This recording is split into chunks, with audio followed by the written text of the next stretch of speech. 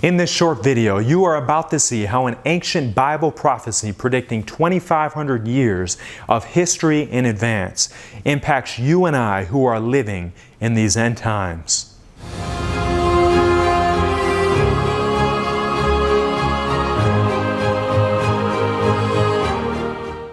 Hi everyone, I'm Dustin. This is Hope Through Prophecy. The book of Daniel was written in the 6th century BC. Skeptics have tried to discredit this book by placing the date of its writing at a later time, but archaeological evidence such as the dating of the Dead Sea Scrolls help show that Daniel was indeed written during the time the Bible claims. As we turn to the 2nd chapter of this apocalyptic book, we find ourselves in the courts of ancient Babylon. The great king Nebuchadnezzar has invaded Judah and has taken Daniel and his friends captive, with the intention of educating them in the Babylonian system. The chapter begins with the king being troubled by a startling nightmare. He calls for the best and brightest men of his kingdom to reveal to the king both his dream and its interpretation. These pagan men accurately declare to the king that there is not a man upon the earth that can shew the king's matter.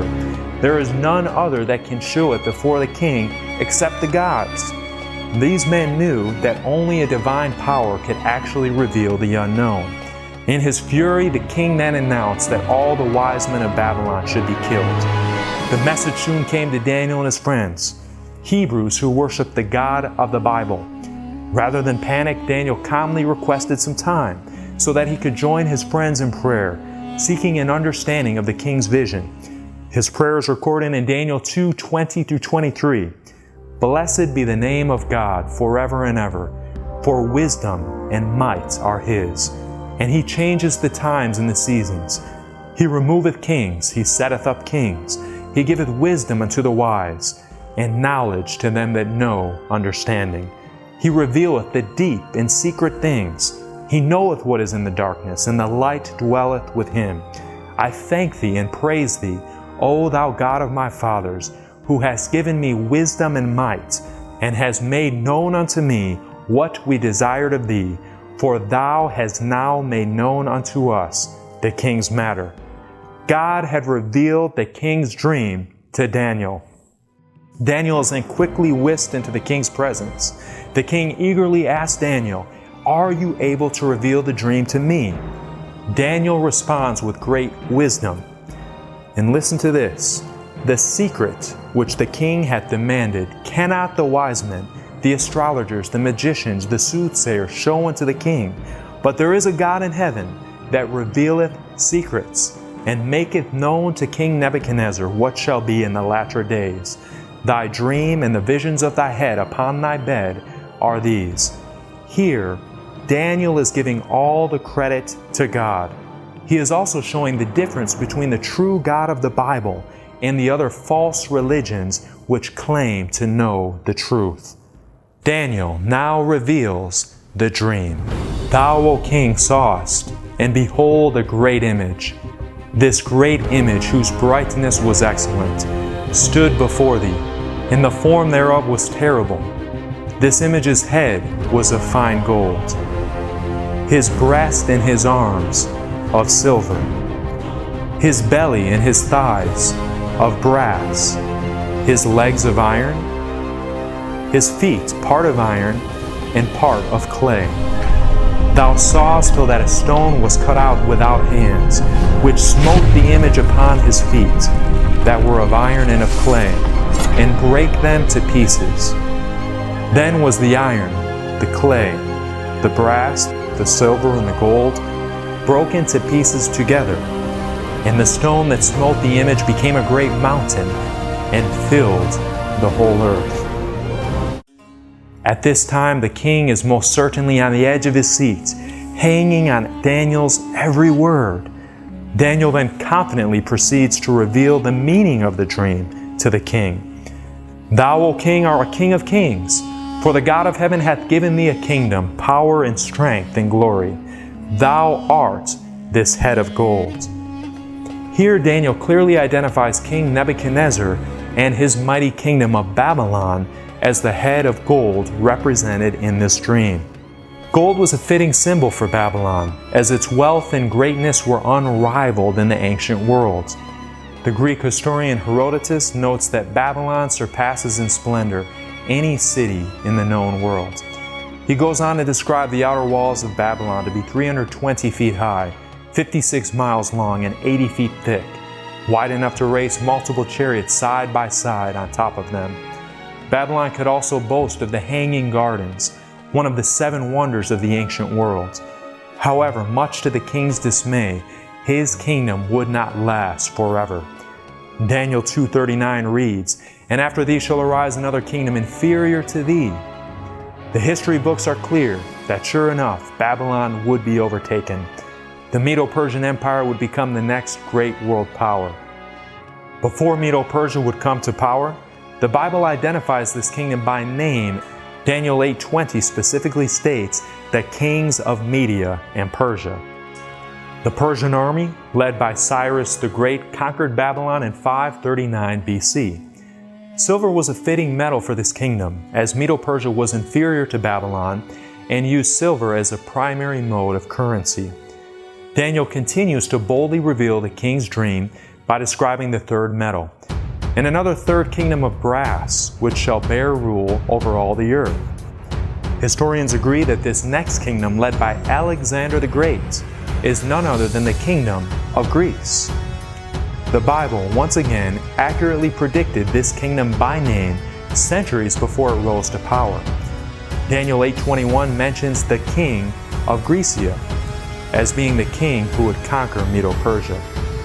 Daniel next addresses the legs of iron. "And the fourth kingdom should be strong as iron. For as much as iron breaketh in pieces and subdueth all things, and as iron that breaketh all these shall it break in pieces and bruise." A more fitting description cannot be given for the next kingdom, the powerful empire of Rome. Known for their dominant army and brutal power, Rome has been given the fitting nickname the Iron Monarchy. This empire, described in the New Testament of the Bible, ruled during the time of Christ. Roman soldiers whipped Jesus with an iron cat of 9 tails, drove iron nails into his innocent hands, and pierced his side with an iron spear. So far, God has revealed the rise and fall of 4 powerful world empires. The history books confirm the accuracy of this amazing prophecy. But Daniel is not finished. He goes on to describe the feet of this great image, and with incredible detail reveals their historical significance.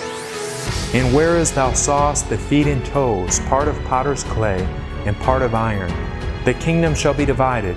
And as the toes of the feet were part of iron and part of clay, so the kingdom shall be partly strong and partly broken.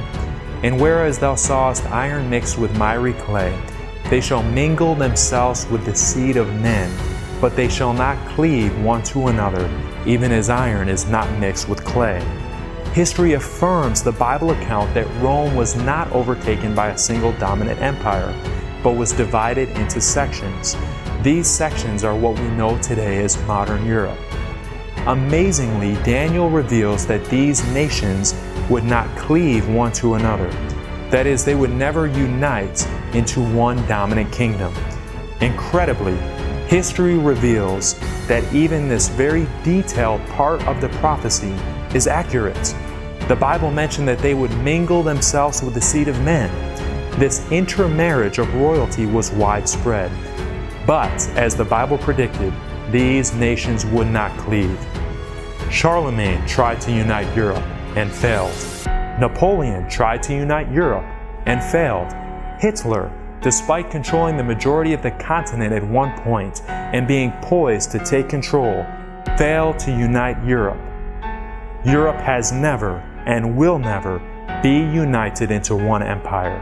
The Bible's predictions have always come to pass and will never fail. This prophecy of Daniel has revealed 2,500 years of Earth's history with striking, pinpoint accuracy. But friends, there is still one part of the prophecy that is yet to be fulfilled. But we can be certain, we can have no doubts, that it will come to pass just as surely as the rest of this prophecy. Speaking of the days of modern Europe in which we live today, Daniel exclaims, "In the days of these kings shall the God of heaven set up a kingdom which shall never be destroyed, and the kingdom shall not be left to other people, but it shall break in pieces and consume all these kingdoms, and it shall stand forever." Daniel clearly states the final event of this groundbreaking prophecy. The God of heaven will set up a kingdom that will never be destroyed. Friends, you can be part of this kingdom. You can live forever in paradise with the God of the universe. On this channel, we will support you as you prepare for that kingdom, and we'll show you how you can be a part of it. If you have enjoyed this video, or if it has been helpful to you, I encourage you to click like and to subscribe to this channel. If you would like to learn more about the Bible's teachings and how they apply to your life, I encourage you to continue to watch Hope Through Prophecy.